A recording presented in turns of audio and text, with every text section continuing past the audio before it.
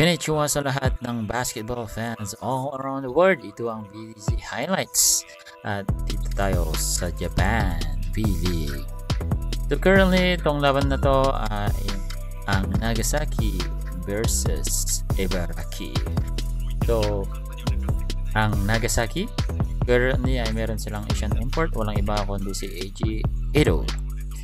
So, this season, dahil galing ng injury si Eiji Ito, ang average niya is 5.6 points per game.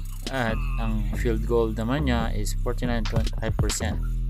Ang malakas sa kanya ay ang kanyang free throw, which is 68.8%. So, bihira lamang siyang ipasok tulad sa larong ito. Pinasok lamang siya noong 4th quarter at sa buong game ay meron lamang siyang 2 points. Pero dahil nga siguro sa kanyang injury ay nalilimitahan yung kanyang playing time. Pero hopefully ay makarecover siya at magtuloy-tuloy ang kanyang pag-progress lalo na para sa Gilas lineup. So, ang game na ito ay napakaganda dahil umabot ito sa overtime. Even though makikita natin na humahabol ang Nagasaki sa score na 47-28 lamang ang Ibaraki Robots, pero second quarter pa lamang yan mga kaibigan. So ating tingnan ang konting highlights dito sa 4th quarter kung saan lamang na sila ng 6 minutes na lang sa 4th quarter.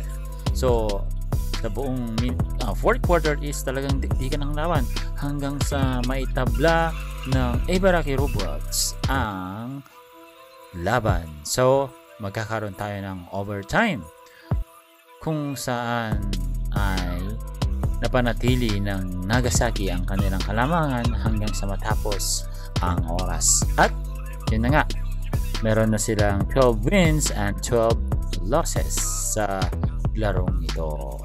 Maraming salamat!